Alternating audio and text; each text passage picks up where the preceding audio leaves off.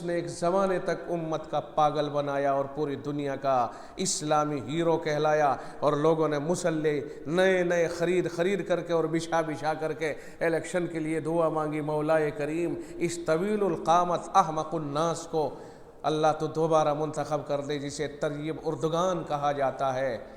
مر گئی غیرت، اپنے عقیدوں سے مت ہٹو، رب ذوالجلال جو دینے والا ہے فی الحال وہ تھوڑی سی آزمائش ڈال رہا ہے، اسی رب کی طرف چلے جاؤ۔ جو جمتا ہے وہی بنتا ہے، جو جمتا نہیں ہے وہ بنتا بھی نہیں ہے۔ جو کہہ رہا ہوں نہایت ڈنکے کی چوٹ کہہ رہا ہوں۔ آپ کے 57 ممالک وہ کون سے لا کی بات کر رہے ہیں؟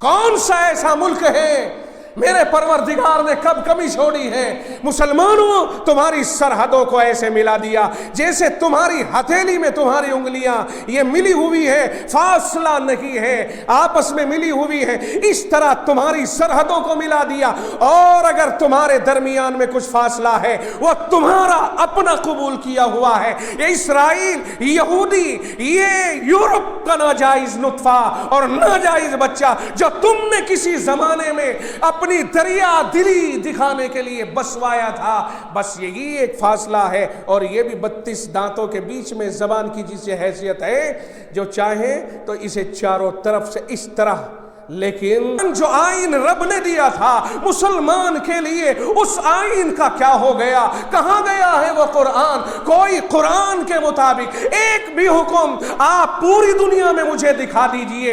اور جو سعودیہ سب کا ٹھیکیدار مانا جاتا ہے، اس سعودیہ کے اندر 1-2 قانون بچے ہوئے تھے۔ محمد بن سلمان جب سے آیا ہے، یہ امریکہ کا پروردہ، امریکہ کا گماشتہ، امریکہ کا پودا، امریکہ کا پٹھو جب سے حرمین شریفین پہ قابض ہوا ہے، تمام قوانین کو اس نے نشر کر دیا، ایک طرف لے جا کر کے رکھ دیا اور کہہ دیا یہ قرآن کے قوانین انصاف پر مبنی نہیں ہیں۔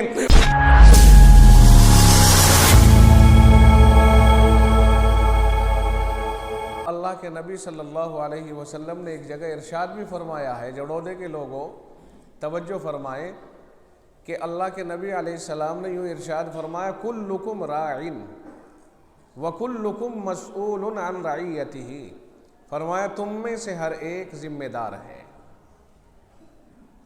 یہ کون کہتا ہے جی؟ بولو۔ نہ میں جوش و جذبات سے تقریر کرنی چاہتا ہوں، آج کوشش یہی رہے گی کہ تھوڑا سا آپ بھی بول دیں کہیں اگر میں بلواؤں، اس لیے کہ حالات کے تناظر میں ہم خود اندر سے مجبوری محسوس کر رہے ہیں کہ اگر بولنے لگ گئے تو پھر بول ہی دیں گے، اور ہم اس وقت نہیں چاہتے کہ آپ کہیں کہ صاحب آپ اس وقت میں کیا بول رہے ہو۔ کچھ ایسی ذہن کے اوپر حالات کی مارا ماری چل رہی ہے، مجبوراً قرار پکڑے ہوئے ہیں، ورنہ کسی قرار آئے کہ اپنی آنکھوں سے چیتھڑے اڑتے ہوئے دیکھے جا رہے ہوں، اور پھر زبانوں کے اوپر تالا لگانے کا بندوق کے پہرے کے نیچے حکم ہو جائے، خبردار اگر کسی نے زبان کھولی۔ اور یہ ہماری ہی بدعملیوں کا نتیجہ ہے، امت مسلمہ سودا کر چکی ہے اس کا، ان کے اڑتے ہوئے چیتھڑوں کا، ان کی خاک و خون میں لت پت لاشوں کا، اور ان کے گرتے ہوئے گوشت کے ٹکڑوں کا۔ زمین کے اوپر کوئی کہتا ہے لہو، ہم کہتے ہیں کہ انسان زمین میں مٹی بنے جا رہے ہیں۔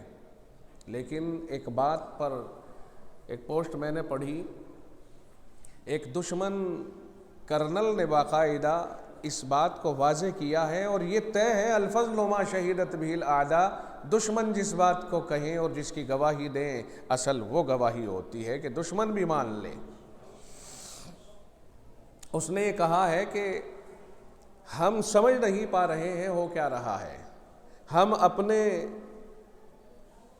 مرے ہوئے فوجیوں کو محفوظ خانے میں، محافظ خانے میں لے جاتے ہیں انہیں، اور نہایت ہی نگرانی میں رکھ کر کے انہیں ہم محفوظ رکھنا چاہتے ہیں، لیکن وہ اتنی بدبو نکال رہے ہیں کہ 24 گھنٹے تھامنے بھاری ہو رہے ہیں، اور وہاں کھڑا ہونے کا بھی حساب نہیں بن پاتا ہے، اس قدر بدبو ان کے اندر سے نکل رہی ہے۔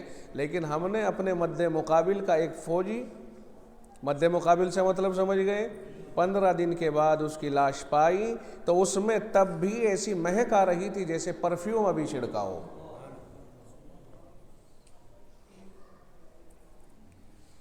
لیکن بھائی ہر آدمی کسی چیز کا مکلف نہیں ہوتا۔ اللہ تعالیٰ نے خود فرمایا لا یکلف اللہ نفسا الا وسعها۔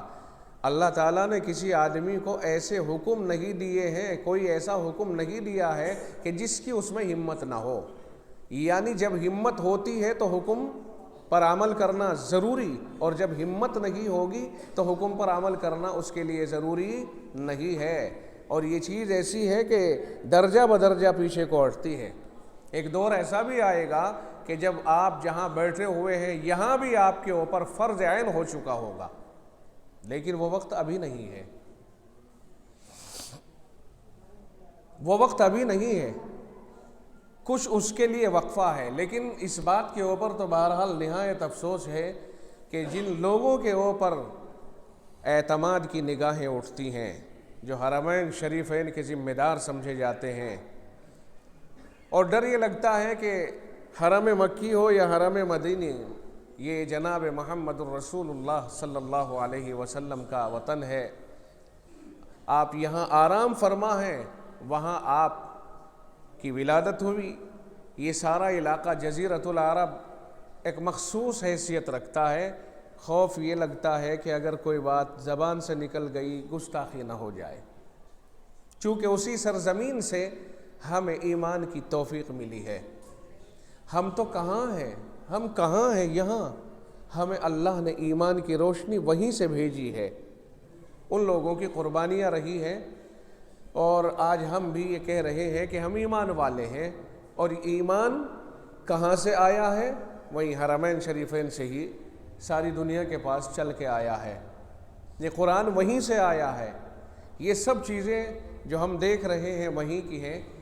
اور دیکھو اللہ کے نبی صلی اللہ علیہ وسلم نے یوں بھی فرمایا ان الدین لیارز الی الحجاز کما تارز الحیۃ الی جحرها او کما قال علیہ الصلاۃ والسلام، فرمایا حجاز مقدس سے پوری دنیا میں دین گھومے گا اور گھوم پھر کر کے واپس سمٹ جائے گا، حجاز ہی میں آ جائے گا، اس طرح جیسے سانپ اپنے بل سے نکل کے گھوم پھر کر کے پھر واپس لوٹ کر کے اپنے بل میں آ جاتا ہے۔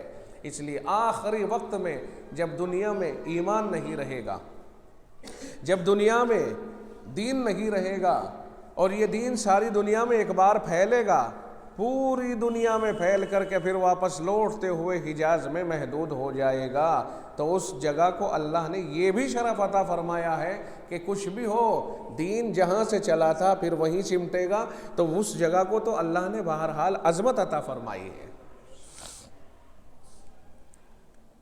اب بات یہ ہے کہ اسی کی محافظت پر ذمہ دار لوگ، اور جب دنیا ان پر اعتماد کر رہی ہو اور اعتماد کی کرنوں میں انہوں نے بد اعتمادی کے پودے لگا دیے، تو اب کیا سمجھ میں آئے گا کہ ہونے کیا جا رہا ہے اور ہو کیا رہا ہے؟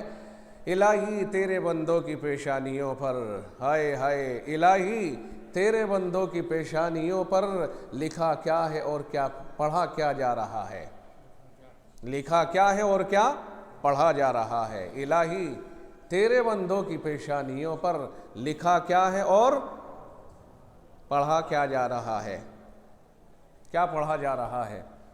اور وہ جو قاتل ہے قاتل ہے قاتل، وہ جو قاتل ہے قاتل ہے قاتل، مسیحا اسی کو کہا جا رہا ہے۔ وہی امریکہ پوری دنیا کا سب سے بڑا قاتل اور قاتلوں کا سوداگر اور قاتلوں کو امداد فراہم کرنے والا، ساری دنیا میں اسی کو مسیحا سمجھا جا رہا ہے۔ اور سب دیکھ رہے ہیں، سب دیکھ رہے ہیں، روز اول سے بیڑے بھیج، فلاں بھیج، فلاں بھیج، اور سب دیکھ رہے ہیں، اور دیکھتے ہی دیکھتے وزیر خارجہ گھوما اور سودا ہو گیا، اور کیا کہیں اسے ایک لمبے قد کے آدمی کو جس نے ایک زمانے تک امت کا پاگل بنایا اور پوری دنیا کا اسلامی ہیرو کہلایا، اور لوگوں نے مسلح نئے نئے خرید کر کے اور بچھا کر کے الیکشن کے لیے دعا مانگی، مولا کریم اس طویل القامت احمق الناس کو اللہ تو دوبارہ منتخب کر دے، جسے طیب اردگان کہا جاتا ہے۔ مر گئی غیرت، ڈوب گئی نہ غیرت۔ اتنی بڑی طاقت اس وقت دنیا میں ہے وہ کہ 57 ملکوں میں سب سے بڑی طاقت ہے اور با اثر طاقت ہے، لیکن آج تک تیل اور گیس سپلائی اسی کا چل رہا ہے، اور وہاں جہاں پانی کے قطرات نہیں پہنچ رہے ہیں وہاں اس کا تیل ٹینکوں میں ڈلے گا، اور ٹینکوں میں فوجی بیٹھیں گے اور فوجی گولے مار کے شوٹ کریں گے امت محمدیہ کے جیالوں کو، اور طیب اردگان وہ تیل دے رہا ہے، وہ گیس دے رہا ہے۔ الہی تیرے بندوں کی پیشانیوں پر لکھا کیا ہے اور کیا پڑھا جا رہا ہے؟ وہ جو قاتل ہے قاتل ہے قاتل، مسیحا اسی کو کہا جا رہا ہے۔ اللہ کے نبی علیہ الصلوۃ والسلام کا فرمان یہاں تک ہے، اعمالکم عمالکم، تمہارے اعمال تمہارے حاکم ہیں۔ پوزیشن یہ بنی ہوئی ہے، نوبت یہاں تک پہنچ گئی، رمین شریفین میں کوئی دعا کے لیے ہاتھ نہیں اٹھا پاتا۔ ابھی ہمارے ایک استاد محترم ایک نہیں بلکہ کئی اساتذہ عمرے کو تشریف لے گئے تھے، اور وہ عمرہ کر کے واپس لوٹے ہیں۔ انہوں نے ہمیں بتایا جو انتہائی رلا دینے والی بات ہے، انہوں نے کہا کہ وہاں پر ان حالات کا کوئی اثر ظاہر نہیں ہو رہا ہے، اتنی بندشیں ہیں، اتنی بندشیں ہیں، پوزیشن یہاں تک پہنچی ہوئی ہے۔ اور جب حالات ایسے بنے کہ جن کے ہاتھ میں قوت ہے اور قوت والے سوداگر بن جائیں تو ہمارے اوپر یہ ذمہ داری نہیں بنتی، ذمہ داری ان کے اوپر بنتی ہے جن لوگوں کو اللہ نے قوت عطا فرمائی ہے۔ بہت سے لوگ غلط فہمی کرتے، سوال کرتے ہیں یہ ہندوستان کے مولوی کیا کر رہے ہیں، یہ ہندوستان کے مولوی، بہت سارے لوگ ہمارے بھائی ایسے ہیں کہ انہیں مولویوں کو گالی دینا وظیفہ بن گیا ہے ان کا۔ سمجھنے کی بات ہے، مجھ سے بھی سوال ہوتے ہیں، کوئی ٹیلی فون پہ کر رہا، بھائی ٹیلی فون پہ کرنے کی بات نہیں، بات کرنی تو آمنے سامنے کر لے، سامنے کرتے ہیں۔ یہ ہندوستان کے مولوی کیا کر رہے ہیں؟ سوال یہ ہے کہ جن لوگوں کے اوپر ذمہ داری ابھی عائد نہیں ہے ان لوگوں کو آپ تان کر رہے ہو، ان کے اوپر تو ذمہ داری ابھی نہیں آتی ہے۔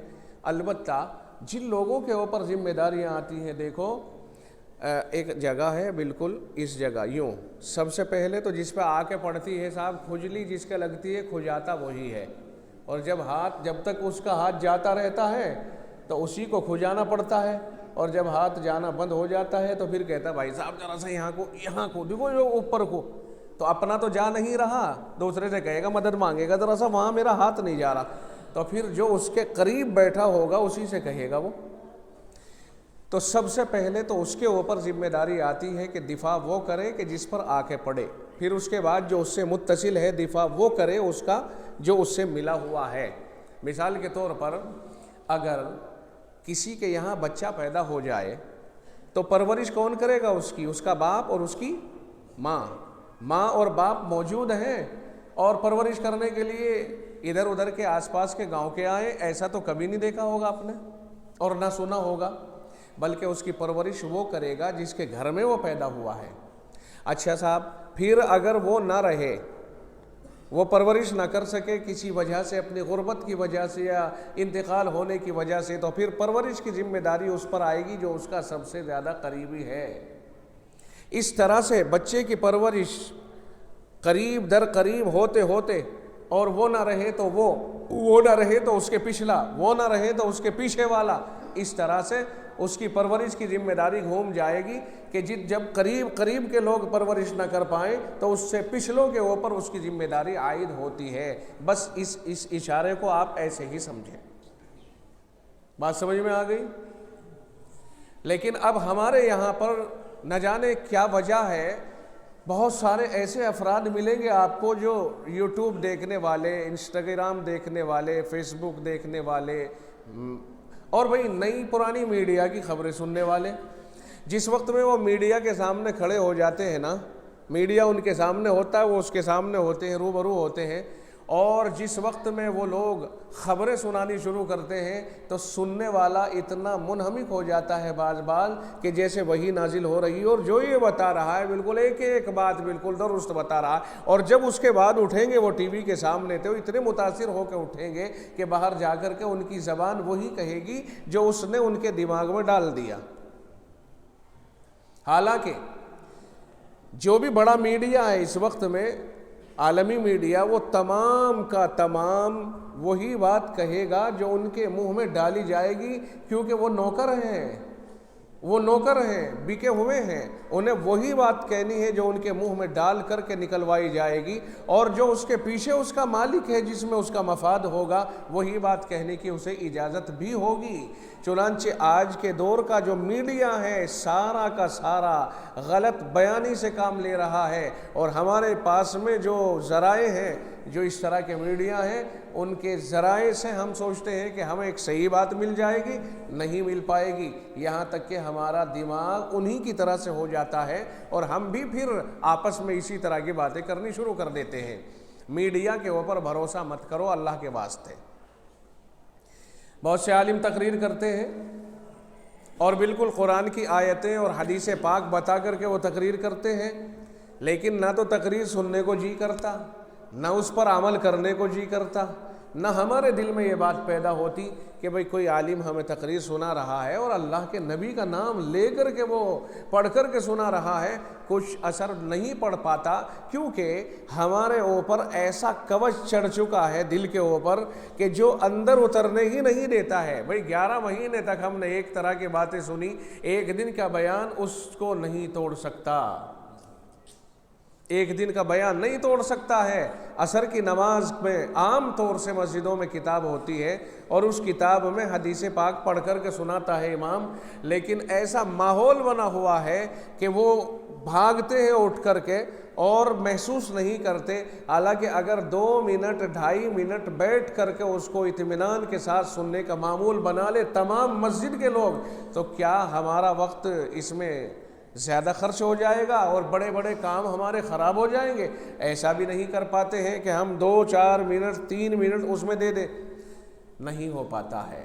اور جب ایسے ہو گئے تو پھر یہ دین کی باتیں ہمارے اندر جلدی سے اتر نہیں پاتی ہیں، اس کے اثرات پڑ نہیں پاتے ہیں. بھائی یہ تو بار بار کی صحبت سے اثر پڑتا ہے، ایک مرتبہ سے مسئلہ حل نہیں ہوتا ہے. تو یہ دور بڑا عجیب و غریب ہے، بڑی ذمہ داریوں کا دور ہے. اس دور کے اندر اپنی ذمہ داری ہر آدمی نبھانے کی کوشش کرے، اور خاص طور سے ہر آدمی اس بات کو پلے باندھ لے، گانٹھ باندھ لے اپنے پلے میں. میں اگر آپ کے سامنے مثال کے طور پر یوں کہوں کہ قرآن شریف لے کے آؤ بھائی، قرآن شریف میں نے منگوا لیا اور قرآن شریف میں آپ کے ہاتھ میں دوں اور یہ کہوں کہ بھئی جم کے اسے برا بھلا کہو، یہ قرآن ہے، اور اسے یہ دیکھو کہ یہ پھٹ کیوں گیا، اسے گالی دے دو، کیوں پھٹا رہے تو؟ کوئی ہے مائیکا لال ایسا کہ جو قرآن کریم اگر پھٹ گیا تو اسے برا بھلا کہے؟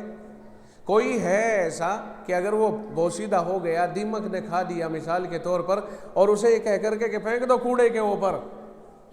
کوئی نہیں نا. قرآن کریم جو ہم دیکھ رہے ہیں وہ لکھا ہوا، وہ کاغذ کے اوپر لکھا ہوا ہے نا، بولتے رہے نا، کس پر لکھا ہوا ہے جی؟ کاغذ کے اوپر. اور وہ کاغذ اللہ نے آپ کے پاس بھیجا کہ فیکٹری میں بن کے آیا ہوگا؟ بولو، وہ کسی فیکٹری میں بنا. جو اس پر گتا لگا ہوا ہے وہ بھی کسی فیکٹری کا، جو روشنائی اس کے اوپر لکھت میں استعمال ہوئی ہے وہ بھی یقیناً کسی کارخانے کی بنی ہوئی ہے.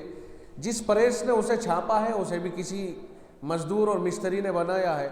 کل ملا کے ساری چیزیں جو بھی اس کے اوپر نظر آ رہی ہیں سب بنی ہوئی ہیں. مگر بات اصل میں یہ ہے، یہ قابل احترام کیوں ہو گیا کہ جو ورقہ کوئی احترام کے قابل نہیں تھا آج اتنا قابل احترام کیسے ہو گیا؟ وہ اس لیے ہو گیا کہ اس کے اوپر جو نقشے بھرے ہوئے ہیں وہ وہی نقشے ہیں جو اللہ کے کلام کو بتانے والے ہیں. بات سمجھنے کی ہے؟ وہ وہی نقشے بھرے ہوئے ہیں جو اللہ کے کلام کو بتانے والے ہیں۔ در حقیقت کلام الہی وہ ہے جو اللہ نے بولا، اور وہ بولا ہوا کلام ہمارے سامنے نہیں ہے۔ پھر اس بولے ہوئے کلام میں کیا کہا اللہ نے، تو یہ نقشے بھر دیے گئے کہ یہ کہا ہے۔ مثال کے طور پر میں بول رہا ہوں آپ کے سامنے، میں بول کر کے خاموش ہو گیا، آپ میرے ان الفاظ کو کیسے پکڑ پاؤ گے جی؟ تو جو میں کہہ رہا ہوں آپ اسے لکھتے چلے جائیے۔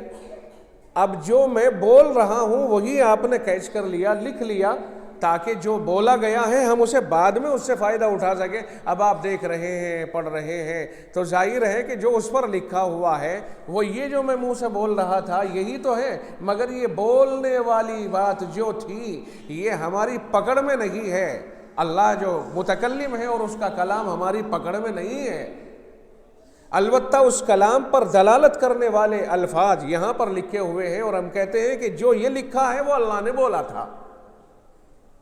یہ کلام لفظی ہو گیا، لفظوں میں لکھا ہوا ہے، اور جو اللہ بولتا ہے وہ کلام نفسی ہے، نون فا سین اور یا، نفسی یعنی جو بذات خود بولا ہوا کلام ہے، اور یہ جو ہے یہ لفظی ہے، کلام لفظی ہے یہ۔ اب ایک کلام یہ اس پر لکھا ہوا ہے ان نقشوں کی وجہ سے، کہ کیونکہ یہ نقشے وہ ہیں جو میرے رب کے کلام اصلی پر، اسی کلام کے اوپر دلالت کر رہے ہیں، یہ نقشے وہ ہیں، لہذا ان نقشوں نے اس کاغذ کو اتنا معتبر بنا دیا۔ بات یہاں تک سمجھ میں آ گئی؟ اب یہی نقشے ایک بچے نے پڑھ کر کے اپنے اندر اتار لیے۔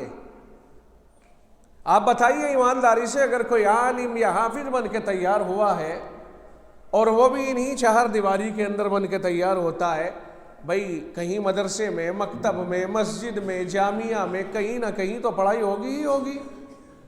ہم تو کہتے ہیں بہت بڑا مبارک کام ہے جماعت تبلیغ کا، بہت بہت مبارکباد ان کے لیے جو جماعت میں لگے اور انصاف، ایمانداری اور سچائی کے ساتھ میں وہ اخلاص کے ساتھ میں اس کو انجام دے رہے ہیں اور امت تک دین کی باتیں پہنچا رہے ہیں، نہایت قابل احترام ہیں، اور ان کا بہت زیادہ سمان کرنا امت کے اوپر ضروری ہے۔ لیکن حافظ تو وہ بھی نہیں بنا سکتے، یا کوئی ثابت کر دے گا کہ صاحب فلاں نے 1 سال کا نام لکھوایا ہے اور وہ وہاں حافظ بن رہا ہے، اس میں حافظہ کرایا جا رہا ہے، مولویت پڑھائی جا رہی ہے، علم پڑھایا جا رہا ہے، یہ تو وہاں بھی نہیں ہو پائے گا۔ کیوں؟ اس لیے کہ وہاں یہ راستہ اس کام کا متحمل نہیں ہے، برداشت نہیں کر سکے گا۔ وہاں تو ایک ترغیبی عمل ہوتا ہے کہ بھائی ہم کدھر جا رہے ہیں، ہمیں تو ادھر آنا چاہیے، ہمیں مسجدوں سے جڑنا چاہیے، ہمیں دین سے جڑنا چاہیے۔ اس طرح کی ترغیب دلا کر کے واپس کھینچ کر کے لایا جاتا ہے امت کو تبلیغ کی راہ سے، اور جب وہ آ جائیں تو سیکھو بیٹھ کر کے علماء سے، وہاں سے لانے کا کام ہوتا ہے، لاؤ انہیں مسجد کے ماحول میں، لاؤ انہیں دین کے ماحول میں، اور جب لے آئیں تو اب انہیں سکھانے کا ماحول فراہم کیا جائے۔ تو میں نے عرض کیا کہ اتنا بڑا کام ہے ان کا، یہ نیٹ ورک بھی پوری دنیا میں پھیلا ہوا ہے، لیکن قرآن کریم حفظ نہیں کرا پائیں گے، کیونکہ یہ راستہ کلام الہی کو حفظ کرانے کی طاقت نہیں رکھتا ہے، موقع نہیں ہے۔ تو کلام الہی کی حفاظت کہاں ہو رہی ہے؟ مدرسوں میں۔ توجہ ہے، اس اللہ کے کلام کی حفاظت ہو رہی ہے مدرسوں میں، اور جو حفاظت کرانے والے ہیں انہیں حافظ کہا جاتا ہے اور عالم کہا جاتا ہے۔ اسی وجہ سے قرآن کریم کی حفاظت کے لیے اللہ تعالیٰ نے ایک دعویٰ پیش کر دیا، اِنَّا نَحْنُ نَزَّلْنَا الذِّكْرَ وَإِنَّا لَهُ لَحَافِظُونَ، اور یہ فرمایا کہ بلا شبہ ہم ہی اس ذکر کو یعنی قرآن کریم کو نازل کرنے والے ہیں اور ہم ہی اس کی حفاظت بھی کرنے والے ہیں۔ تو پہلے تو اللہ تعالیٰ نے ذہنوں میں یہ ڈال دیا کہ لوگوں اپنے ذہن سے یہ بات تو نکال دو کہ تمہارے ذریعے سے حفاظت اللہ تعالیٰ تمہاری وجہ سے اپنے کلام کو یوں چھوڑے ہوئے ہیں کہ صاحب لوگ اگر اس کی طرف توجہ دیں گے تو حفاظت ہوگی ورنہ تو یہ ختم جائے گا معاملہ۔ اللہ نے ایسا نہیں کیا بلکہ اس کی حفاظت کو اپنی طرف رکھ لیا اور حفاظت کے راستے اللہ تعالیٰ نے دنیا میں کھول دیے۔ حفاظت کے راستے کیسے کیے؟ کھول دیے۔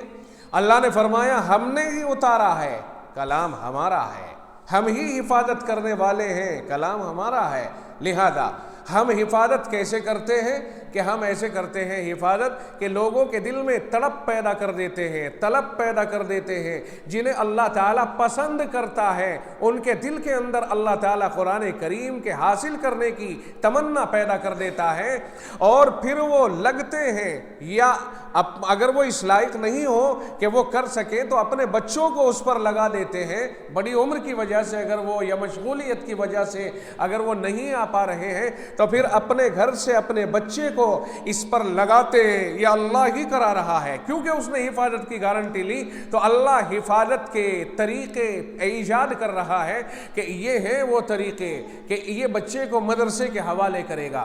اب مدرسے میں داخل ہوگا، اب مدرسے میں اسے پڑھایا جائے گا تو یقیناً پڑھانے والا کوئی معلم ہوگا اور یہ متعلم ہے پڑھنے والا۔ اب اس نے اس کو حاصل کر لیا تو وہ حافظ قرآن ہو گیا، اب وہی قرآن اس کے سینے کے اندر محفوظ ہو گیا ہے۔ اب اس سے پوچھئے کہ آپ پڑھ کے سنائیے، تو جو الفاظ اس کاغذ کے اوپر لکھے ہوئے ہیں جسے آپ قرآن کریم کہتے ہو، وہی الفاظ کھول کے دیکھیے، اس کی زبان پر جاری ہوں گے اور اس کے دل و دماغ کے اندر نقش ہوئے ہیں۔ آپ انہیں کھول کے دیکھیں گے تو نظر نہیں آئیں گے۔ یہ ایسی چپ ہے، یہ ایک عجیب و غریب ایسی مشین ہے جسے اللہ تعالیٰ نے اپنی جانب سے پیدا فرمایا ہے۔ اگر آپ کھول کے دیکھیں تو نظر نہ آئے، اور اگر آپ کانوں سے سنیں تو ہر ایک لفظ آپ کے کانوں میں آ جائے۔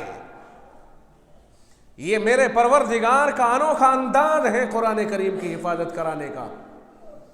اب آپ آئے یہاں پر، دشمن قرآن اگر کوئی آ جائے اور وہ چاہے کہ میں قرآن کریم کو مٹاؤں تو یقیناً آپ کے اندر قرآن کریم کو ڈھونڈ نہیں پائے گا وہ، جب تک آپ اپنی زبان سے قرآن کریم کے الفاظ کو ادا نہ کریں، اور رکھے ہوئے قرآن کو تو اٹھا لے گا کہ صاحب یہ قرآن رکھا ہوا ہے۔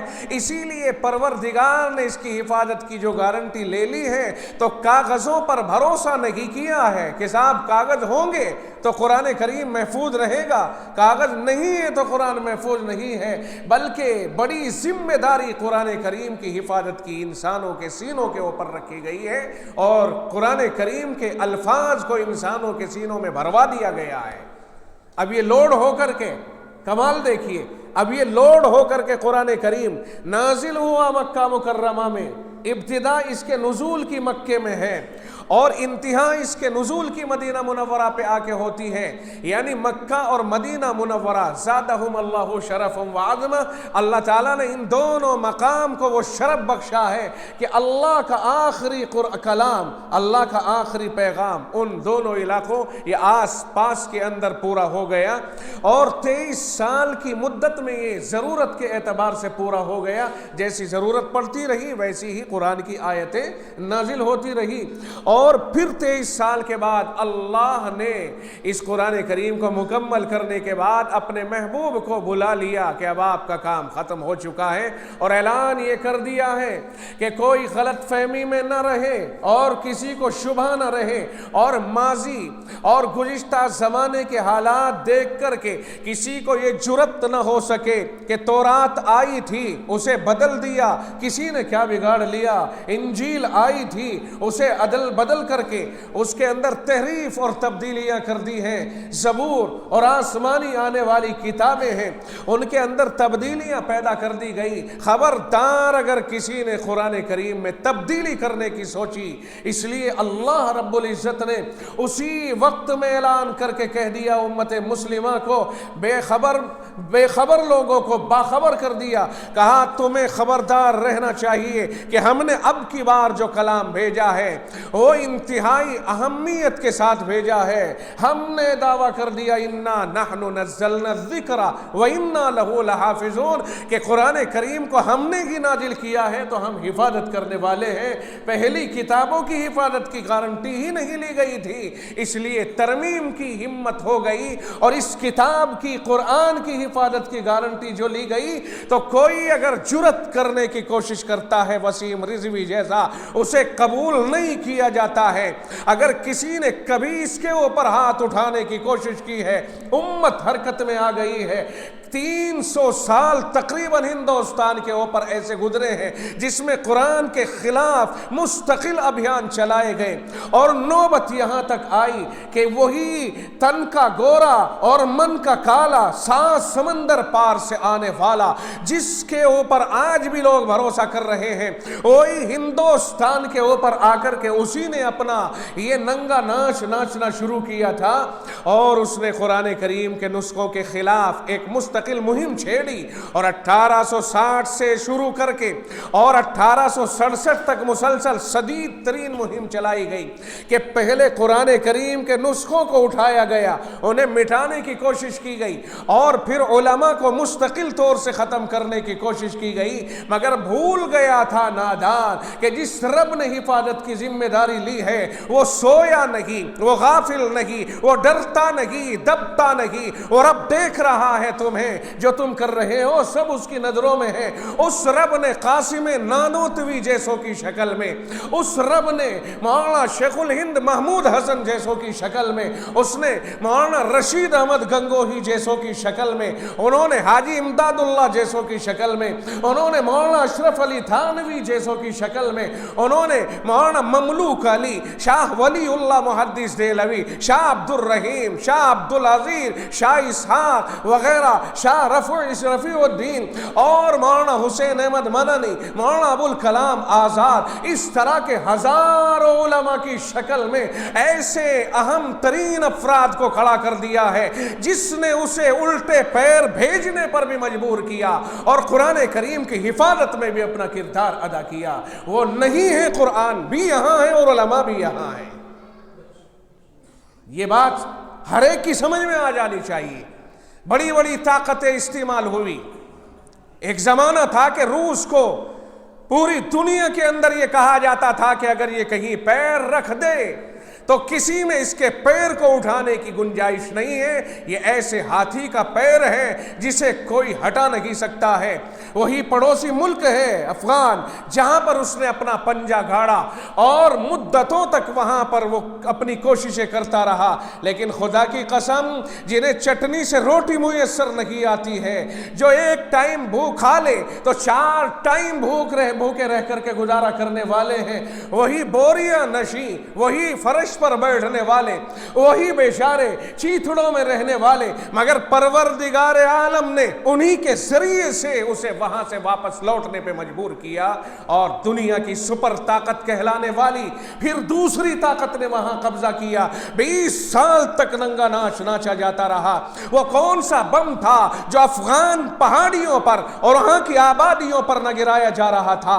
ہر بم وہاں سے ناکام ہوا اور دشمن 20 سال کے بعد اپنے الٹے پیر بھاگا اور جو سامان حرب و ضرب لے کر کے آیا تھا اسے بھی واپس لے جانے کی ہمت نہ ہو پائی ہے. خدا کی قسم میری طبیعت یہ کہہ رہی ہے کہ جو دشمن آج بھی یہ کردار ادا کر رہا ہے ایک چھوٹے سے علاقے اور نہتوں کے اوپر, میری سمجھ یہ کہہ رہی ہے کہ دلائل اس طرح کے ہیں, ماضی اس طرح کی ہے, حال نظر آ رہا ہے.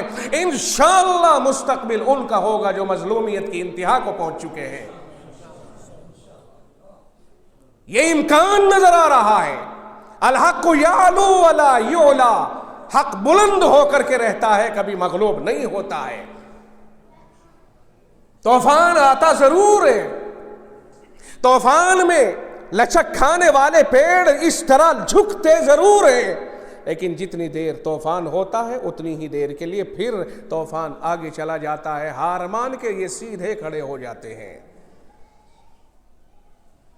اسلام کی حفاظت کی ذمہ داری جس ذات عالی نے لی ہے وہ پروردگار ہے، وہ خلاق عالم ہے، وہ کائنات کا پالنہار ہے، اس کے قبضے اور قدرت میں ہے ساری کائنات۔ وہ خود کہتا ہے للہ ملک السماوات والارض، آسمانوں کی بادشاہت بھی اللہ کی، زمین کا بادشاہ بھی وہی ہے، وہ مختار کل ہے، اس کے سامنے کسی کو دم مارنے کا چارہ نہیں۔ وہ کیا مصلحت سمجھ رہا ہے یہ تو رب جانے، مگر یہ طے ہے کہ جو ڈٹے رہتے ہیں اللہ تعالیٰ انہی کی حمایت فرماتا ہے۔ قرآن کہتا ہے ام حسبتم ان تدخلوا الجنت، کیا تمہارا یہ خیال بن گیا ہے کہ تم یوں ہی جنت میں چلے جاؤ گے؟ ام حسبتم ان تدخلوا الجنت، کیا تمہارا یہ خیال بن گیا ہے کہ تم یوں ہی جنت میں چلے جاؤ گے؟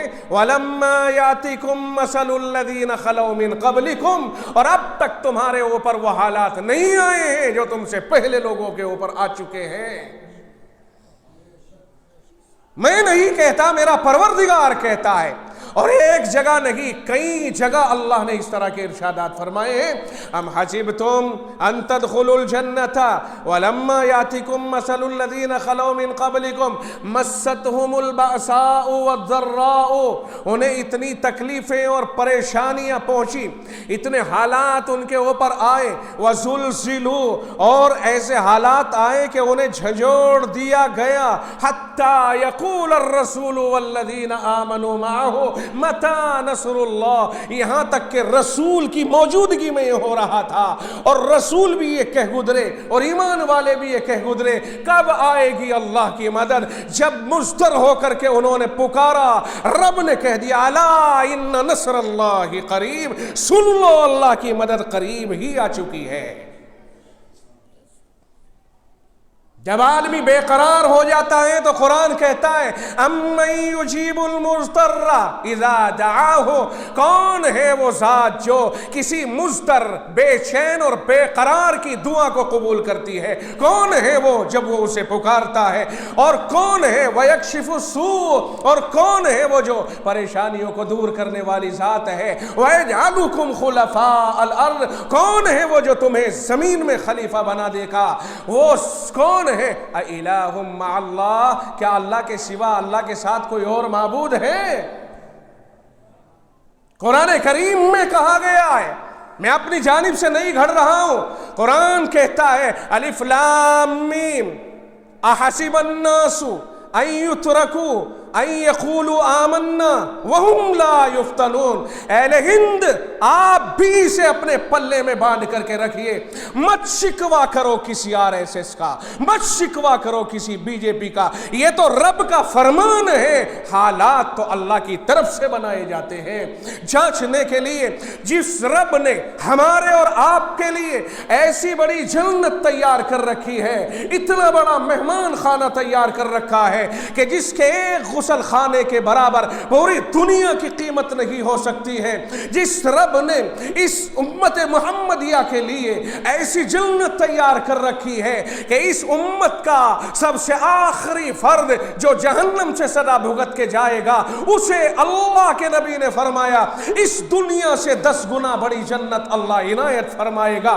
آپ اور ہم اس دنیا میں پڑھ کے کیا سمجھ رہے ہیں؟ سب سے کنڈم درجے کا مسلمان، آخری درجے کا مسلمان، اللہ تعالیٰ اسے اس دنیا سے 10 گنا بڑی جنت سے نوازے گا۔ میرے بھائی، جو بڑے درجے کے مسلمان ہوں گے انہیں کس قدر بڑی بڑی جنتیں ملیں گی، جو جتنا بڑا انعام ہوگا اتنی ہی بڑی آزمائش ہوگی۔ آج تمہارے ایمان جانچے جا رہے ہیں، بے شک جانچنے والے جانچتے رہیں، لیکن ہم انشاءاللہ العزیز یہ کہتے رہیں گے اور ڈنکے کی چوٹ کہتے رہیں گے کہ مسلمانوں آپ اس پر آ جاؤ کہ ہمیں کوئی طاقت سے یا کوئی لالچ سے اگر ایمان سے ہٹانا چاہے تو ہمارے ٹکڑے تو ہو سکتے ہیں لیکن ہمارے ایمان کا سودا نہیں ہو سکتا ہے۔ کیونکہ ایمان اتنی اہم چیز ہے کہ اس کے اوپر اللہ کی رضا اور اس کی جنت اور سب نعمتوں کا دار و مدار ہے۔ اگر ہمیں دنیا میں بڑے بڑے انعامات سے نواز دیا اور ایمان لے لیا، ایمان کے بدلے ہم نے دنیا میں کیا لیا، کتنے دن تک کے لیے، اور کیا اس کی ویلو ہے؟ میرے پروردگار نے اس دنیا کی ویلو تو ختم ہی کر دی ان الفاظ میں جو اللہ کے نبی علیہ السلام سے کہلوا دیے گئے۔ اللہ کے نبی علیہ السلام نے فرمایا لو كانت الدنيا تعدل عند الله جناح بعوضة ما سقى كافر منها شربة ماء او كما قال علیہ السلام۔ آقا نے فرمایا ساری کائنات کی قیمت، ساری دنیا کی قیمت اگر خدا کی نگاہ میں ایک مچھر کے پر کے برابر بھی ہوتی تو کوئی کافر اس دنیا سے ایک گھونٹ پانی نہیں پی سکتا تھا۔ آج جس دنیا پہ یہ اترا رہے ہیں کمپرومائز کرنے والے، اور یہ سعودی حکمراں اور یہ ترک صدر اور یہ فلاں اور فلاں آخرت کو برباد کرنے کی نہ سوچیں بلکہ اپنی آخرت کو بنانے کی فکر کریں۔ کتنے دن تک کی تمہاری یہ حکومت ہے، کتنے دن تک کی تمہاری یہ دولت ہے؟ ایک دن آئے گا، موت بہر صورت آ کر کے رہتی ہے۔ اور میں سمجھتا ہوں جو اسلام اور مسلمانوں کے خون پر سودا کرنے والے سوداگر ہوتے ہیں وہ کتے کی موت مارے جاتے ہیں۔ میر صادق اور میر جعفر کا حشر نہیں دیکھا؟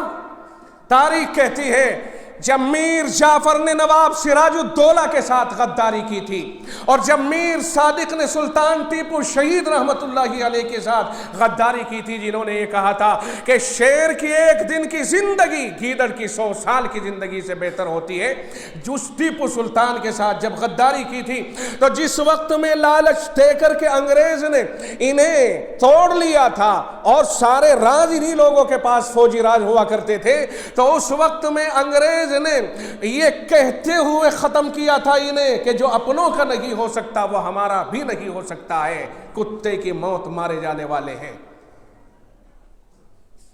میرے رب تو سب کچھ دیکھتا اور جانتا ہے، تیرے سامنے نہ کسی کو بتانے کی ضرورت اور نہ کسی کو کہنے کی ضرورت۔ تو نے خود کہا وَلَنَبْلُوَنَّكُمْ بِشَيْءٍ مِّنَ الْخَوْفِ وَالْجُوعِ۔ دوسرے پارے کے اندر قرآن کریم کے اندر کہا گیا وَلَنَبْلُوَنَّكُمْ بِشَيْءٍ مِّنَ الْخَوْفِ وَالْجُوعِ۔ مسلمانوں تمہارے لیے خوشخبری ان آیتوں کے اندر سنا رہا ہوں، گھبرانے کی ضرورت نہیں۔ تمہیں اللہ نے ایمان کی جو دولت عطا فرمائی ہے، کائنات میں نہ اس کا کوئی مقابل نہ اس کا کوئی بدل، یہ بے بدل نعمت جو اللہ نے ہمیں عطا فرمائی ہے، اللہ ہمارے ایمان کو محفوظ رکھ دے۔ ہمیں تجھ سے یہ چاہیے کہ میرے رب ہم پہ جو ہو سو ہو۔ اول تو یہ کہ ہم حالات کو جھیلنے کے قابل نہیں ہیں میرے رب، ہمیں حالات سے محفوظ رکھ، لیکن اگر حالات آئیں تو ایمان پر استقامت عطا فرما دینا، ہم سے ہمارے ایمان کو مت چھین لینا۔ ہم تیرے پاس اسی ایمان کے ساتھ جانا چاہتے ہیں جو ایمان تو نے ہمیں دے کے بھیجا ہے۔ رب کہتا ہے وَلَنَبْلُوَنَّكُمْ بِشَيْءٍ مِّنَ الْخَوْفِ وَالْجُوعِ، ہم یقیناً ہم ضرور تمہیں آزمائیں گے۔ کون کہتا ہے؟ رب ذوالجلال کہتا ہے۔ دوسرے پارے میں قرآن کریم میں سیقول کے پارے میں سورہ بقرہ میں سیقول کے پارے میں تیسرے رکوع کے اندر یہ آیت کریمہ موجود ہے۔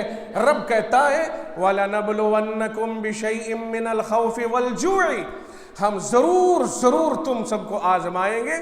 کچھ چیزیں اللہ نے آزمائش کی اس میں ذکر کی ہیں، بِشَيْءٍ مِّنَ الْخَوْفِ، تھوڑا سا ڈر دے کر۔ سن لینا، یہ آیت کریمہ میرے رب نے میرے ذہن میں ڈالی، آپ کے اور ہم سب کے لیے یہ بہترین کیپسول ہے۔ بیمار ہوتا ہے آدمی، دوائی رکھتا ہے، یار بلڈ پریشر بڑھ جاتا ہے تو میں اسے کھا لیتا ہوں تاکہ بلڈ پریشر نہ بڑھے، یار مجھے فلاں پریشانی ہے تو اسے کھا لیتا ہوں، سانس پھولتا ہے تو اس کا کھینچ لیتا ہوں، یہ کیپسول ہے۔ میں آپ کو قرآن کریم کی آیات دے رہا ہوں جو رب 1450 سال پہلے کہہ چکا، اور اس میں کوئی تغیر تبدل کی کوئی گنجائش نہیں، اور اس نے کہا وَلَنَبْلُوَنَّكُمْ بِشَيْءٍ مِّنَ الْخَوْفِ وَالْجُوعِ، ہم تمہیں ضرور آزمائیں گے۔ کچھ خوف دے کر، اور اللہ نے کچھ کہا ہے، بِشَيْءٍ مِّنَ الْخَوْفِ، تھوڑا سا کچھ خوف دے کر، وَالْجُوعِ، اور کچھ بھوک دے کر، وَنَقْصٍ مِّنَ الْأَمْوَالِ وَالْأَنفُسِ، اور مال اور جان میں کمی کر کے، وَالثَّمَرَاتِ، اور پھلوں میں اور باغوں میں کمی کر کے۔ یہ 5 باتیں اللہ تعالیٰ نے ارشاد فرمائی ہے اس امت کی تسلی کے لیے۔ کوئی پاد میں چل کر کے بے-تاب نہ ہو جائے، ایمان سے نہ بھاگنے لگے، اور اللہ سے ناراض نہ ہونے لگے، اللہ سے بدگمان نہ ہونے لگے، اور حالات کے تناظر میں بے قرار ہو کر یہ نہ کہنے لگے میں ہی ملا تھا جی اللہ کو بھی، اس طرح کی باتیں کوئی نہ کہنے لگے۔ اور بہت سے لوگ تو صاحب 5-7 لڑکیاں ہو گئی، مال ہے نہیں، جہیز کے بغیر لڑکیوں کو کوئی لینے والا نظر نہیں آ رہا ہے۔ ایسے وقت میں کہتے ہیں اللہ تیرے یہاں انصاف نہیں ہے، اگر تجھے لڑکیاں دینی تھی تو مال بھی تو دے دیتا۔ ہائے ہائے، اللہ کو نا انصاف قرار دینے کی کوشش کر لیتے ہیں۔ یہ ہے وہ کہ جہاں ایمان ڈگمگا جاتا ہے۔ تو میرے پروردگار نے ایمان کے تحفظ کے لیے 1500 سال پہلے ہی یہ بات اتار دی تھی کہ آگے چل کے کہیں حالات کے شکنجے میں اور حالات کے نرغے میں گھر کر کے کوئی اس طرح کی باتیں نہ کہہ دے، بودی باتیں۔ تو اللہ نے اپنے حبیب پر قرآن اتارا، امت کو کہلوا دیا وَلَنَبْلُوَنَّكُمْ بِشَيْءٍ مِّنَ الْخَوْفِ وَالْجُوعِ، ہم تمہیں ضرور آزمائیں گے، کچھ خوف دے کر، کچھ بھوک دے کر، کچھ مال و جان میں کمی کر کے، کچھ تمہارے پھلوں میں کمی کر کے۔ اس سال باغ آیا ہی نہیں، پچھلے سال تو آیا ہی نہیں تھا، اس بار پھر حالات آ گئے، اس بار پھر ہوا اتنی آئی کہ ٹوٹ گئے سب آم، ہو گیا کچھ بربادی کا عالم۔ فرمایا اللہ تعالیٰ نے ایسے حالات میں جن لوگوں کو ہم نے آزمائش میں ڈالا ہوگا اور وہ صبر کریں گے، فرمایا اللہ کے نبی کے ذریعے کہلوا دیا وَبَشِّرِ الصَّابِرِينَ، آپ صبر کرنے والوں کو خوشخبری سنا دیجئے۔ لوگ یہ سمجھتے ہیں کہ ہمارا کاروبار بند گیا، بندش ہو گئی، کسی نے جادو کرا دیا، کسی نے تعویذ کرا دیے، کوئی ہمارے پیچھے پڑا ہوا ہے۔ اپنے عقیدوں سے مت ہٹو، رب ذوالجلال جو دینے والا ہے فی الحال وہ تھوڑی سی آزمائش ڈال رہا ہے، اسی رب کی طرف چلے جاؤ۔ جو جمتا ہے وہی بنتا ہے، جو جمتا نہیں ہے وہ بنتا بھی نہیں ہے۔ رب کہتا ہے وَبَشِّرِ الصَّابِرِينَ، صبر کرنے والوں کو خوشخبری سناؤ۔ الذین اذا اصابتہم مصیبت، صبر کرنے والے انہیں کہا جائے گا کہ جب انہیں کوئی مصیبت آتی ہے، پریشانی آتی ہے، تو پھر وہ اس مصیبت کے دور میں گھر کے، چاہے موت پر موت ہو رہی ہو، چاہے مال پر مال ضائع ہو رہے ہو، چاہے دیکھیں کہ ادھر سے مال آنا تھا وہ بھی ضبط ہو گیا، ایکسیڈنٹ ہو گیا، چھن گیا، مر گیا، کھپ گیا، مگر یاد رکھیے جب یہ حالات بنے تو یہ لوگ جم جائیں اور یہ کہیں الذین اذا اصابتہم مصیبہ، صبر کرنے والے وہ لوگ ہیں جب انہیں مصیبت پہنچتی ہے تو وہ یوں کہتے ہیں انا للہ و انا الیہ راجعون۔ کسی مرنے والے پر ہی پڑھنے کے لیے رہ گیا ہے یہ تو، باقی تو ہمیں پتہ ہی نہیں ہے کہ اس کا مطلب کیا ہے۔ ہر پریشانی، ہر مصیبت، ہر بری خبر، ہر برے حال پر انا للہ و انا الیہ راجعون کیوں کہا جاتا ہے؟ کہ اللہ یہ کہلوا رہا ہے کہ جو بھی ہوا اللہ ہی کی طرف سے ہوا ہے اور ہم بھی اللہ ہی کے ہیں، تو جب ہم اسی کے ہیں اور وہی حالات دے رہا ہے تو ظاہر ہے ہمیں یہی نہیں رہنا، وَإِنَّا إِلَيْهِ رَاجِعُونَ، ہم اللہ ہی کے پاس جانے والے ہیں۔ زیادہ سے زیادہ یہی تو ہوگا کہ یہ حالات کی بنیاد پر اللہ تعالیٰ ادھر سے ہمیں ادھر بلانا چاہ رہا ہوگا تو ہم تو آئے ہی اسی کے پاس سے ہیں، ہمیں جانا بھی ادھر ہی ہے۔ اگر یہ حالات ہم پر ادھر جانے کے لیے ہیں تو ہمیں خوشی ہے، کیونکہ ہم جائیں گے تو اپنے دوست سے ملیں گے۔ یاد رکھیے موت کو کوئی اپنا دشمن نہ سمجھے، موت تو ہوتی ہی خدا سے ملانے کے لیے ہے۔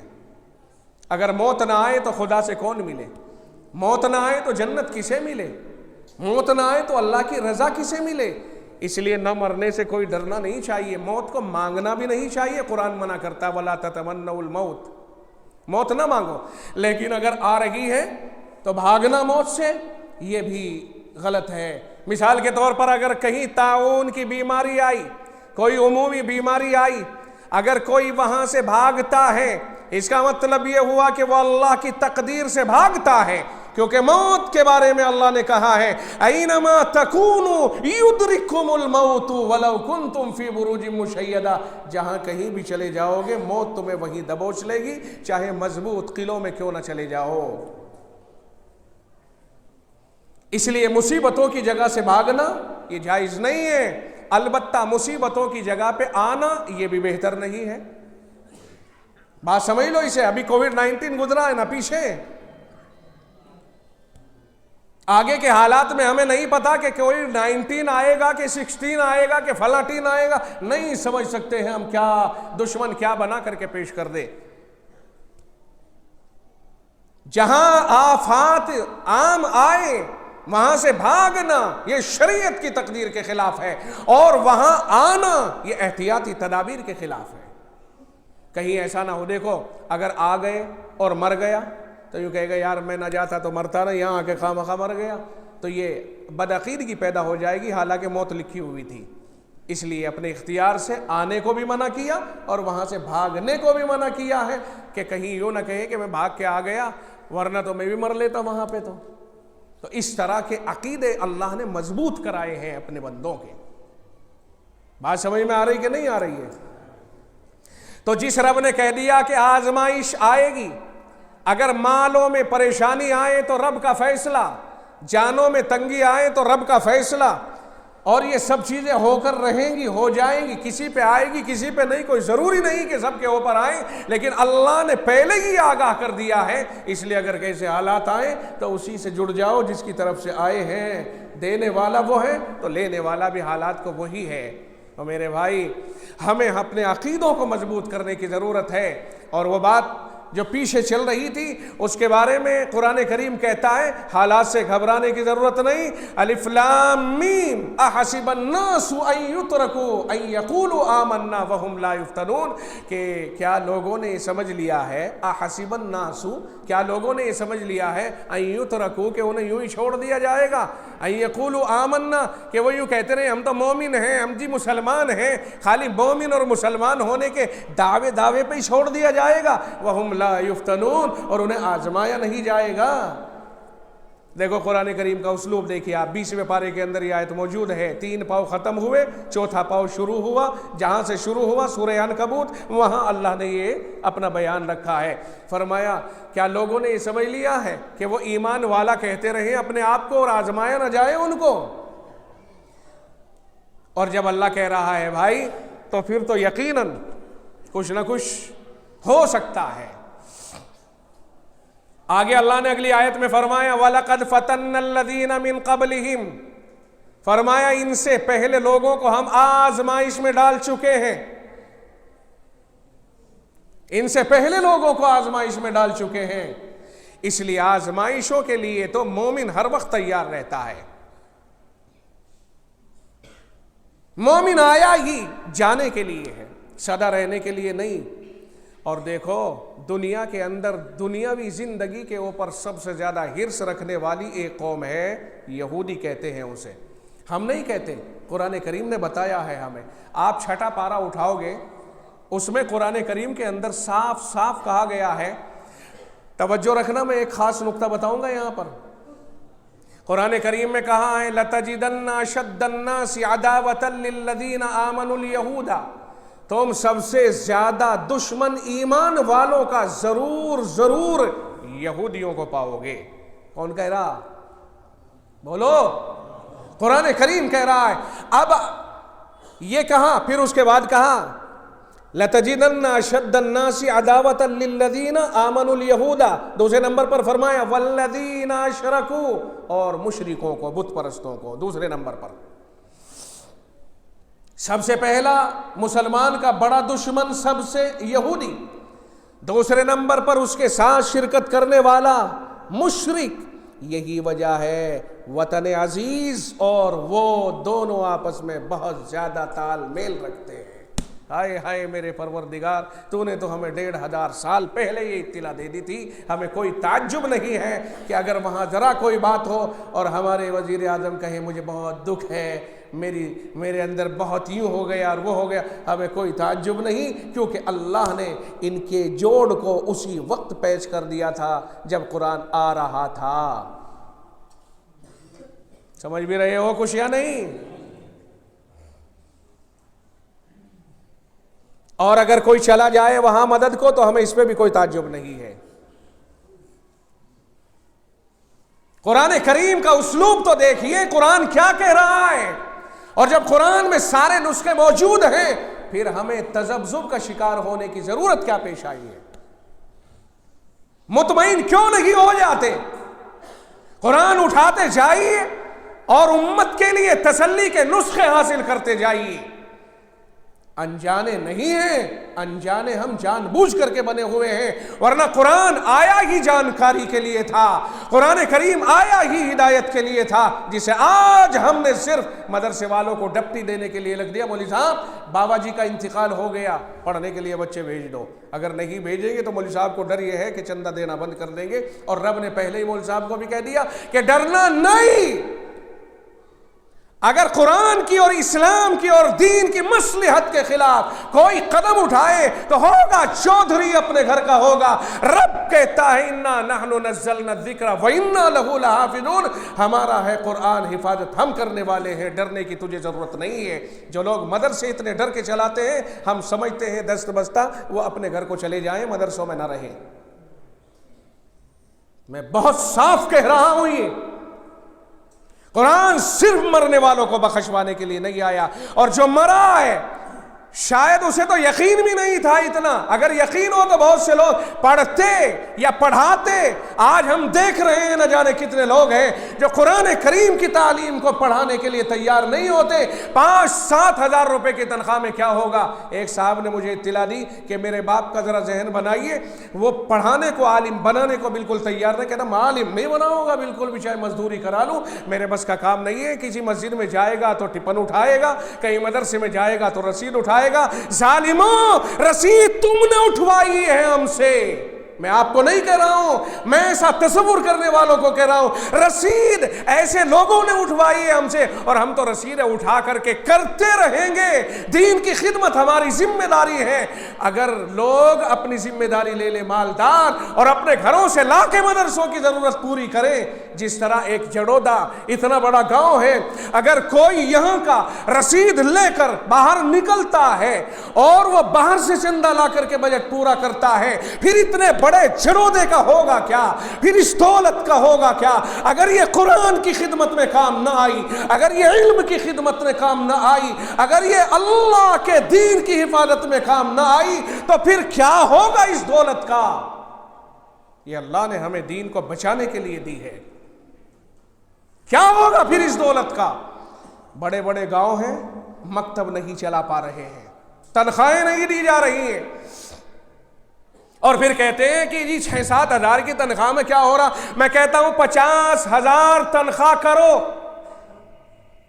ایک گاؤں میں 10 مدرس ہیں اور اس گاؤں میں 500 گھر ہیں، ہر آدمی 500 روپے مہینہ اگر اللہ کے دین کے لیے نکالے، 500 گھروں میں 500 روپے مہینہ، آپ اندازہ لگائیے کہاں سے کہاں تک نوبت پہنچتی ہے۔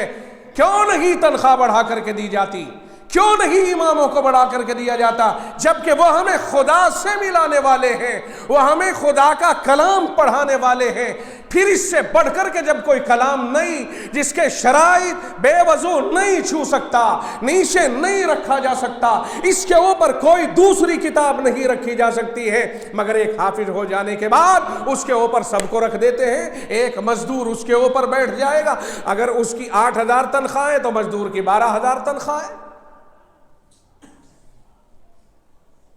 اگر ایک آدمی گارے سے گارے کو جوڑ رہا ہے، اینٹوں سے اینٹوں کو جوڑ رہا ہے، اور ایک تعمیر بنا کے آپ کے سامنے تیار کر دی، تو اس کی تنخواہ ہمارے ہاں 18,000 روپے ہو گئی۔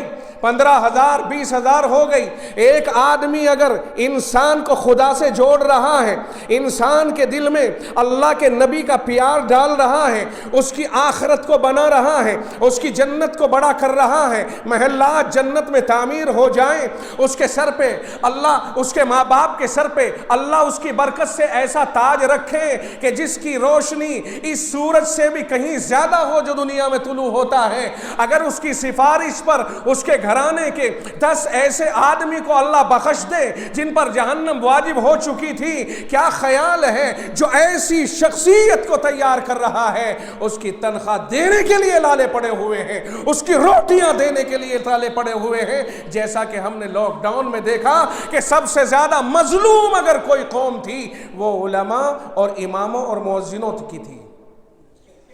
لوگوں نے یہاں تک کہہ دیا حرام کھانے کی ضرورت نہیں ہے, انہیں بھیجو, انہیں حرام کی تنخواہ کیوں دے, یہاں تک کہہ دیا تھا لوگوں نے. اور اپنے لیے کہہ دیا تھا کہ صاحب وہ ہندو مسلم کی تفریق کے بغیر ہمارے یہاں سے تو جی سب لے جا رہے, اور امام صاحب کو پوچھنے کے لیے کوئی تیار نہیں ہوتا تھا. 90 یا 100 دن تک یہ رہا, بڑے عجیب و غریب حالات رہے. امام کو دھکا دے کر کے مقتدی پوچھنے کو تیار نہیں تھے, امام صاحب تیرے بچوں کا کیا حال ہے. ہزاروں مسجدوں کی اور ہزاروں علاقوں کی یہ خبریں ہیں.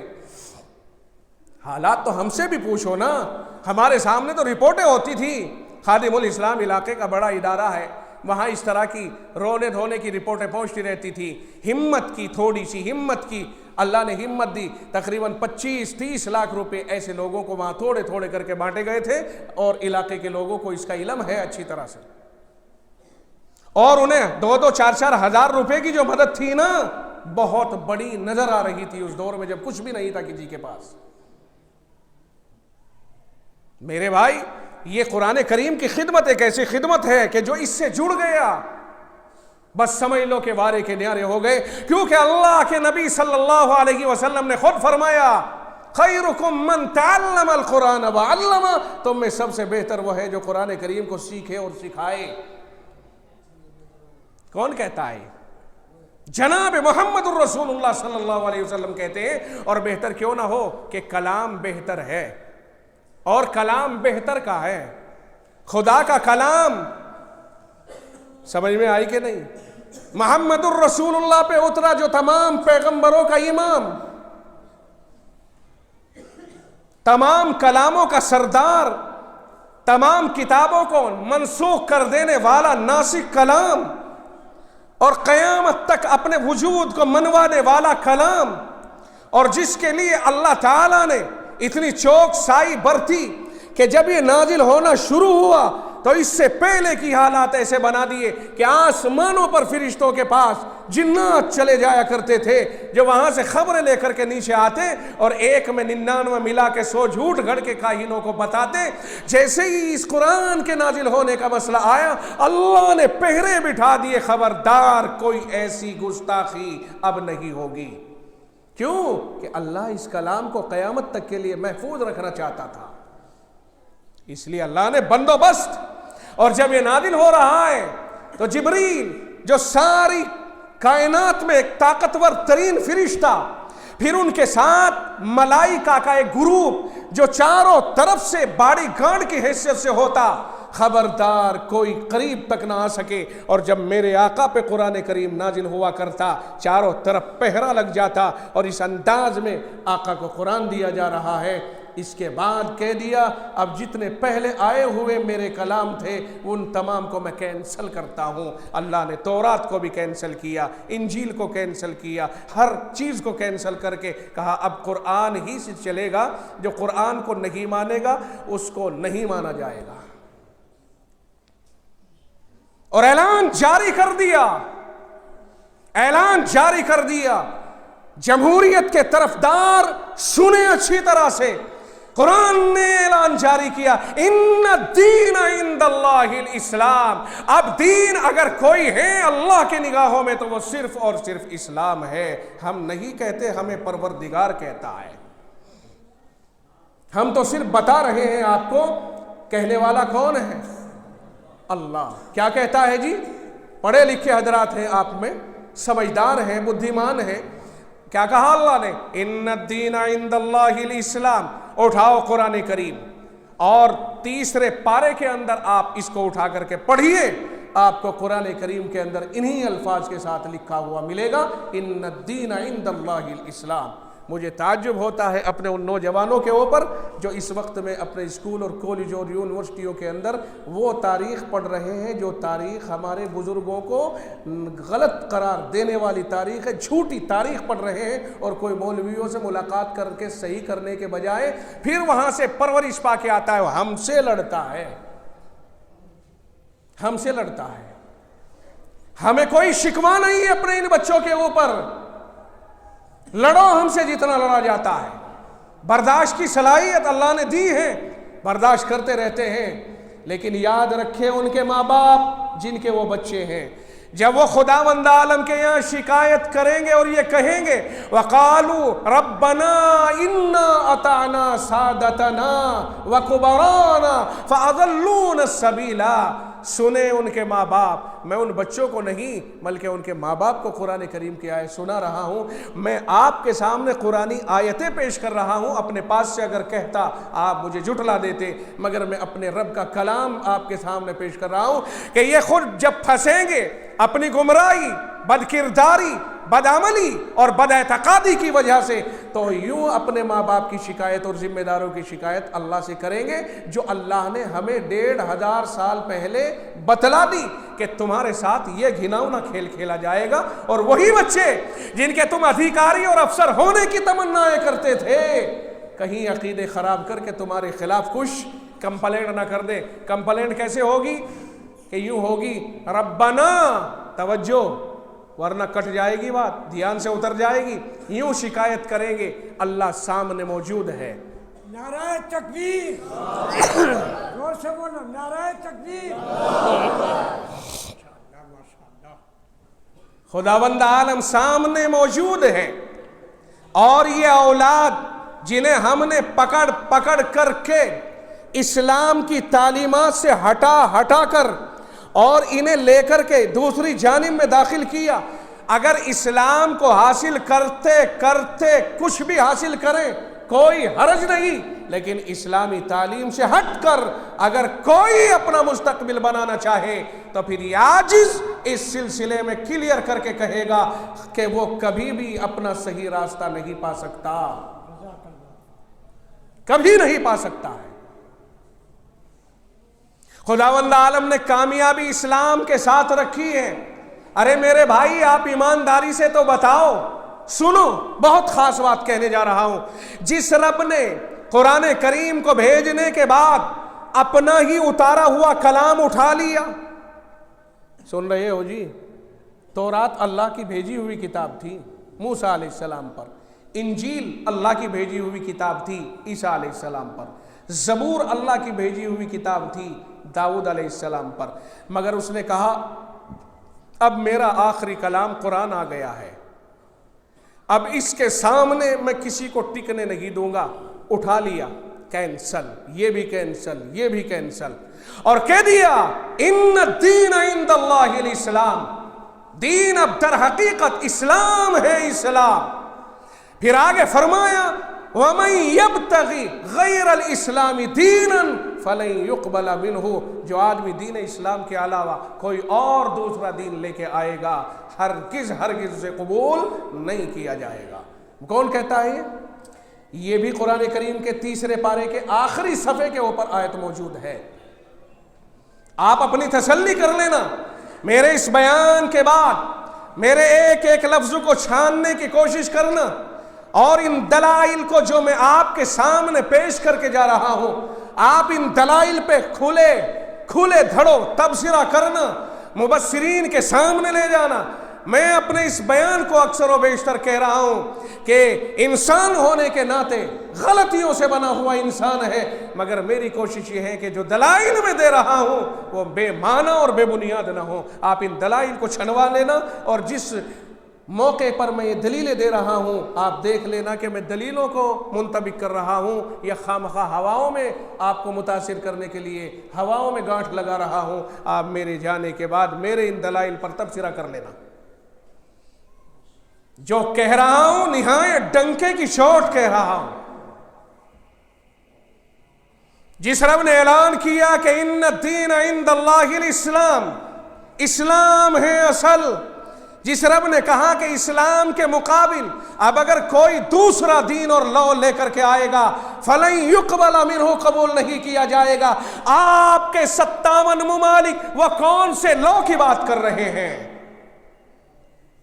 کون سا ایسا ملک ہے میرے پروردگار نے کب کمی چھوڑی ہے؟ مسلمانوں، تمہاری سرحدوں کو ایسے ملا دیا جیسے تمہاری ہتھیلی میں تمہاری انگلیاں یہ ملی ہوئی ہے، فاصلہ نہیں ہے، آپس میں ملی ہوئی ہے. اس طرح تمہاری سرحدوں کو ملا دیا. اور اگر تمہارے درمیان میں کچھ فاصلہ ہے وہ تمہارا اپنا قبول کیا ہوا ہے. یہ اسرائیل، یہودی، یہ یورپ کا ناجائز نطفہ اور ناجائز بچہ جو تم نے کسی زمانے میں اپنی دریا دلی دکھانے کے لیے بسوایا تھا، بس یہی ایک فاصلہ ہے. اور یہ بھی 32 دانتوں کے بیچ میں زبان کی جسے حیثیت ہے، جو چاہیں تو اسے چاروں طرف سے اس طرح، لیکن بس خداوند عالم کی مصلحت. 57 ملکوں کے پاس گیس، تیل، سونا، چاندی، معدنیات، ہیرے جواہرات، پوری دنیا تمہاری طرف للچائی ہوئی نظروں سے دیکھتی ہے. ساری دنیا میں ساری دنیا ایک طرف اور 57 ملکوں کی دولت ایک طرف. خدا کی قسم 57 ملکوں کے پاس جو دولت ہے وہ پوری دنیا کے پاس نہیں ہے. وہ کون سی چیز ہے جو تمہیں اللہ نے نہ دی ہو؟ قرآن تمہارے پاس، لیکن میں 57 ملکوں کے صاحب اقتدار، ارباب اقتدار لوگوں کی خدمت میں یہ پیش کر رہا ہوں کہ یہ بتاؤ، جس رب نے یوں کہا تھا اپنے حبیب محمد الرسول اللہ صلی اللہ علیہ وسلم پر قرآن اتارتے ہوئے کہ اب یہ آ گیا ہے قرآن، ساری کی ساری کتابیں جو میں نے دنیا میں بھیجی تھی میں خود انہیں اٹھا رہا ہوں اور کینسل کر رہا ہوں.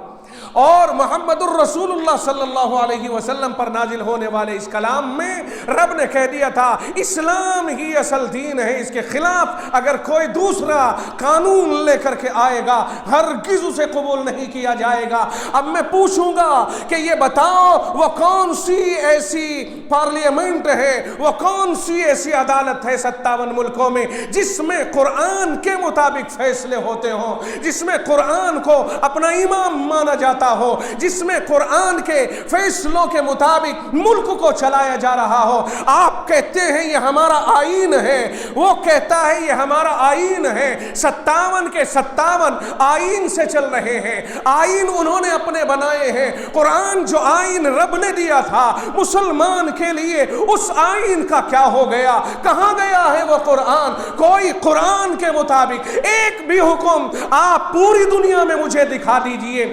اور جو سعودیہ سب کا ٹھیکیدار مانا جاتا ہے، اس سعودیہ کے اندر 1-2 قانون بچے ہوئے تھے. محمد بن سلمان جب سے آیا ہے یہ امریکہ کا پروردہ، امریکہ کا گماشتہ، امریکہ کا پودا، امریکہ کا پٹھو جب سے حرمین شریفین پہ قابض ہوا ہے تمام قوانین کو اس نے نشر کر دیا، ایک طرف لے جا کر کے رکھ دیا اور کہہ دیا یہ قرآن کے قوانین انصاف پر مبنی نہیں ہیں.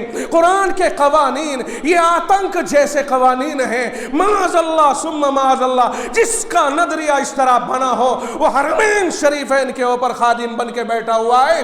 یہ صورتحال وہاں بنی ہوئی ہے جہاں اللہ کے حبیب صلی اللہ علیہ وسلم آرام فرما ہے، جہاں اللہ کا گھر ہے، جہاں خدا کا خانہ ہے، خدا کا گھر ہے، جس کی طرف کو پوری دنیا نمازوں میں اپنا رخ کرتی ہے. وہاں وہ 2-3-4 قانون تھے وہ بھی ختم کر دیے گئے.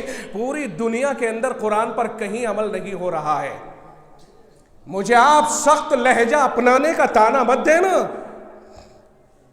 آج میں یہ شکوہ آپ کے سامنے پیش کر رہا ہوں اور آپ کے ذہن و دماغ کے اندر جو گرہیں لگی ہوئی ہیں انہیں کھولنا چاہ رہا ہوں کہ دنیا میں مسلمانوں ان جملوں کو استعمال کرنا بھی جرم ہو گیا، جرم سمجھا جانے لگ گیا. وہ کون سا مسلم ملک ہے جہاں قرآن کے مطابق عمل ہو رہا ہو؟ اور جب پوری دنیا قرآن کو چھوڑ دے تو پھر اللہ کی عمومی پکڑ آ جایا کرتی ہے. کم از کم کہیں تو ہوتا، کچھ تو ہوتا۔ وہی مکہ مکرمہ مدینہ منورہ، اسی کے محافظین، آپ سعودیہ کی نئی تاریخ جو مرتب ہونے جا رہی ہے، آپ اس کو دیکھیے اٹھا کر کے، یہاں تو چیتھڑے اڑ رہے ہیں، فاسفورس بموں کی بارشیں ہو رہی ہیں، یہاں کوئی ایسا بم نہیں ہے کہ جو استعمال نہ ہوتا جا رہا ہو، اور غزہ پورا کا پورا راکھ کا ڈھیر ہوتا جا رہا ہے، اور سعودیہ کے اندر رقص و سرور کی مجلسیں مستقل جاری ہیں، اور دنیا کی اتنی بڑی محفل وہاں چل رہی ہے کہ جہاں جیسی میں سمجھتا ہوں کہ یورپ کی اوریانیت کو اس نے شرمندہ کر دیا، وہ صورتحال اس وقت میں سعودیہ میں چل رہی ہے۔ کہاں ہیں آپ؟ کون سی دنیا میں پڑے ہو اور کون سی دنیا کی بات کر رہے ہو؟ یہ صورتحال جب دنیا میں ہوگی تو طاقتور وہی ہے اور اس کی لاٹھی میں آواز نہیں ہوتی، اور جب وہ لگتی ہے تب بہت خطرناک طریقے پر لگتی ہے۔ پوری دنیا کا ایک ہی ایسا خطہ ایسا ہے جو پہلے سے ہی انبیاء کی سرزمین رہی ہے، جہاں مسجد اقصیٰ ہے۔ اللہ تعالیٰ سب کو ہی محفوظ رکھے، حرمین شریفین، اقصیٰ وغیرہ، اللہ تعالیٰ سب کی حفاظت فرمائے، اور یہ مسجد مدرسے جتنے بھی ہیں اللہ تعالیٰ ان سب کی حفاظت فرمائے۔ یہ علماء اس وقت میں جو آپ کو نظر آ رہے ہیں، اور یہ مدرسے خدا کی قسم غنیمت سمجھ لیو، غنیمت سمجھ لینا۔ اس دور میں اپنی زبان کو، آج ہی میں نے ایک بیان سنا ہے، اپنے ہمارے پیر حضرت مولانا پیر ذوالفقار صاحب نقشبندی دامت برکاتہم، آج ہی میں نے ان کی 10-15 سیکنڈ کی ایک کلپ سنی ہے۔ انہوں نے کہا کہ جو آدمی ذاتی طور پر علماء کی مخالفت کرے اور کرتا رہے اور اسی حال میں بلا توبہ اور بلا صلح مر جائے، اس کا ایمان پر خاتمہ نہیں ہوتا ہے، کیونکہ عالم قرآن کی نسبت پہ کہلا رہا ہے، وہ پیدائشی طور پر کسی کا بیٹا ہونے کی وجہ سے عالم نہیں، بلکہ قرآن کی وجہ سے عالم ہے، قرآن کی وجہ سے حافظ ہے۔ اور جس رب نے ان کے بارے میں یوں کہا انما یخشی اللہ من عبادہ العلماء، سارے اللہ کے بندوں میں اگر صحیح معنی میں ڈرتے ہیں تو یہ ڈر بھی علماء کے اندر ہی ہے۔ شرابی، جواری، نشیڑی، قاتل، اس طرح کے برے عیوب، یہ اللہ نے انہیں علماء کو ان سے محفوظ رکھا ہے، اور باقی اس کے علاوہ کسی میں بھی عیب پیدا ہو سکتے ہیں، الا ماشاءاللہ کسی کے اندر کوئی اکا دکا کوتاہی ہو تو وہ اپنی جگہ پر، مگر بڑی بڑی یہ مجموعی غلطیاں، یہ سب چیزیں اللہ نے علماء سے دور رکھی ہے، کیونکہ ان کے دل میں اللہ نے اپنا خصوصی ڈر رکھا ہے۔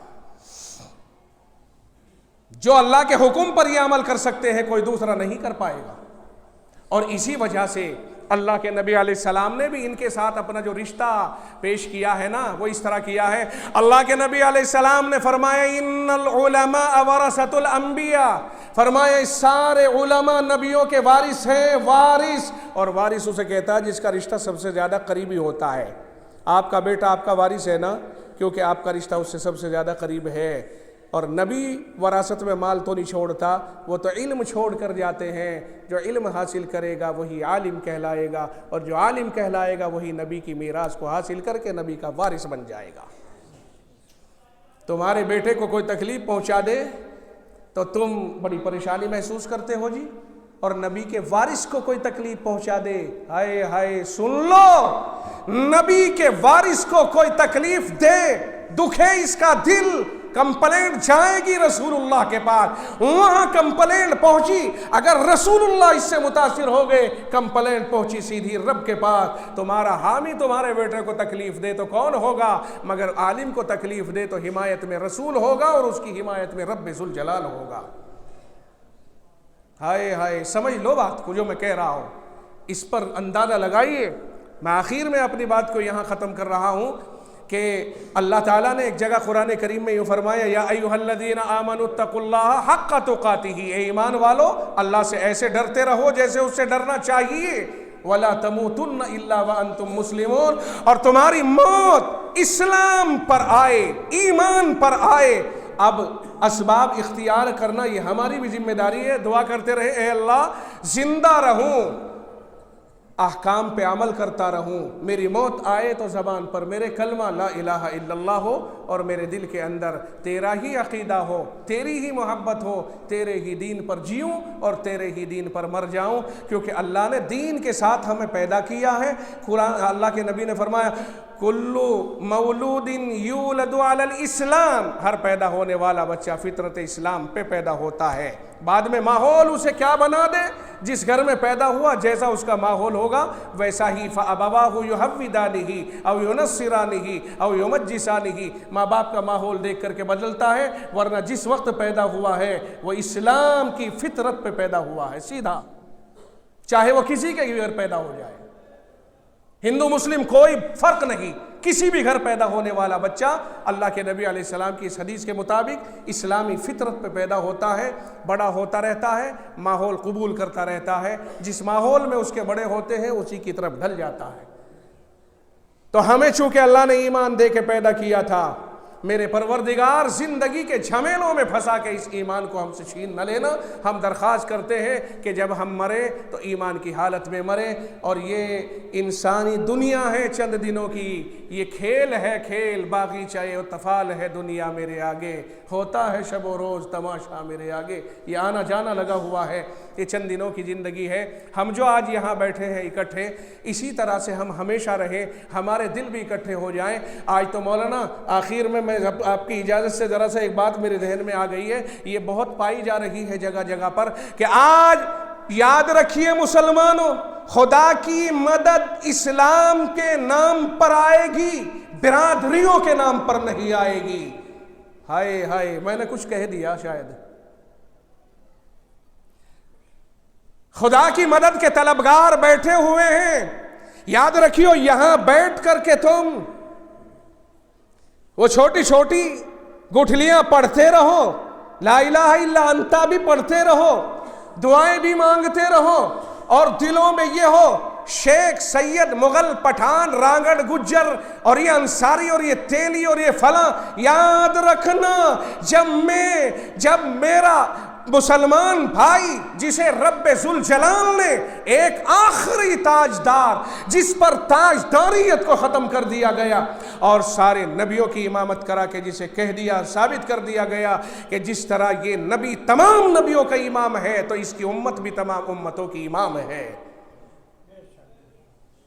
جسے نبی بھی کامیاب، عجیب و غریب کامیاب تو سارے ہی ہیں، اور جس کی امت بھی سب کی سردار، اور اس امت کو امت بنایا ہے میرے محبوب نے، اور یہ برادریوں کے بتوں کو توڑ دیا ہے۔ اللہ کے نبی علیہ السلام ایک بار ایک سفر میں ہے، غزوہ بن المستلق سے واپس لوٹ رہے ہیں، اور ایک جگہ پانی کے اوپر پڑاؤ ڈلا، اور پانی کی آگے پہلے بھرنے پر دو صحابہ میں آپس میں ذرا سا ٹکراؤ ہوا، ایک تھے سنان بن وبرہ انصاری اور ایک تھے جاہ مہاجری، ان دونوں صحابہ میں آپس میں ٹکراؤ ہوا۔